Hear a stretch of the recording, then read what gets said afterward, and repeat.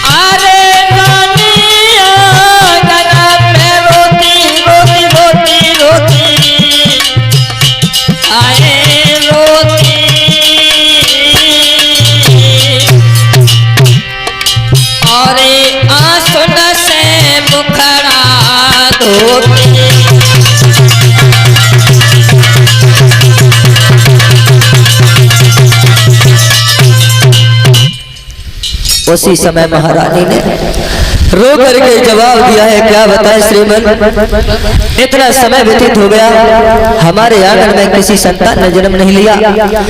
इससे बड़ा कोई दुख नहीं है, इससे बड़ा कोई संकट नहीं है। लोग हमें बांझ बताते हैं, तुमने संतान कहते हैं, ये अपमान हमसे सहन नहीं होता है। महाराज हरिश्चंद्र ने अपने हाथों से अपनी पत्नी के आंसू पोंछे और कहा, भद्रे इसमें रोने की कौन सी बात है? अरे पुत्र देना या न देना या दे करके भी छीन लेना, ये तो परमात्मा के हाथ में होता है, इसमें तुम्हारा दोष नहीं है, रोबो नहीं, चुप हो जाओ। महाराज हरिश्चंद्र रानी को तो शांति बंधा देते हैं, लेकिन जब बाहर निकले तो एक वृक्ष के नीचे बैठ करके फपक फपक करके रोने लगे। और जब महाराज हरिश्चंद्र को रोता हुआ देखा है वरुण देवता ने, तो वरुण देवता सवाल करते हैं महाराज हरिश्चंद्र से, महाराज हरिश्चंद्र, अरे तुम तो राजा हो, तुम काहे को रोए? भाई एक बात बताओ, जब राजा ही रोएगा तो प्रजा के आंसू कौन पहुंचेगा? तुम राजा होकर के रो रहे हो, शर्म नहीं आती है? क्या बात है, क्यों रोए? तो बोले रोने का कारण सिर्फ एक है प्रभु, क्या? हमारे घर में हमारी प्राण प्यारी रानी रोती है, इसलिए हमसे रुका नहीं गया। वरुण देवता बोले, तुम्हारी नारी रो रही है तो मतलब तुम भी रोने लगे? तुम्हारी पत्नी काहे को रोती है, बात क्या है? तो कहा सुनो, बात ये है, अरे रानी की इच्छा घर में बेटा एक हुए जा तो,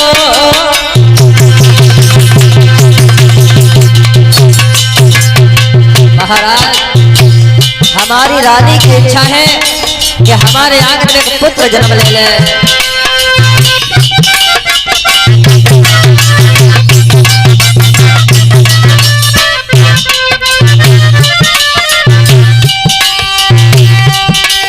अरे रानी की इच्छा घर में बेटा एक हुए जा तो, और जन्म लेने के बाद में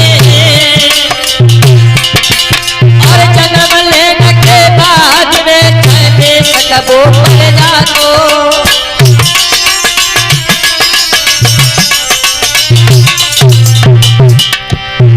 बोले हैं महाराज हरिश्चंद्र वरुण देवता से, हमारे आंगन में पुत्र हो जाए, पैदा होने के बाद मर जाए तब कोई दुख नहीं है, लेकिन दुख तो अभी है। महाराज वरुण से कही नहीं दिल की बात, और वरुण देव ने हरिश्चंद्र से कही तुरंत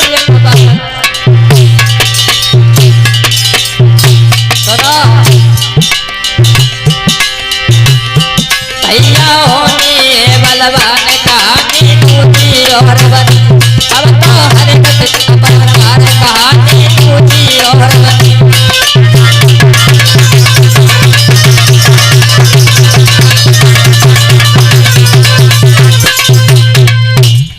वरुण देवता ने ये कहा अगर तुम्हारे आंगन में पुत्र पैदा हो जाए और मर जाए फिर नहीं रोगे, फिर दुख नहीं होगा? का फिर कोई दुख नहीं है। हरिश्चंद्र से बोले हैं वरुणदेव कि जाओ आंगन में, हमारा एक शर्त है तुमसे, क्या कि तुम्हारे घर में अगर बालक का जन्म हो जाए मर जाए तो दुख तो नहीं होगा? कि बिल्कुल नहीं होगा। फिर काहे का दुख होगा? कि जाओ एक हमसे संकल्प करो, एक हमें वचन दो, तुम्हारे अगर घर में पुत्र उत्पन्न होगा तो तुम अपने पुत्र को हमारे यज्ञ में चढ़ा दोगे। का ठीक है, जैसे कौन सी बढ़िया बात है, पुत्र हो जाएगा हम आपका यज्ञ कर देंगे कि मैं बच्चे को चढ़ा देंगे। कम से कम बांझपन का दोष तो हट जाएगा, निसंतान का दोष तो हट जाएगा। चलो बालक तो घर में हुआ, हम चढ़ा देंगे।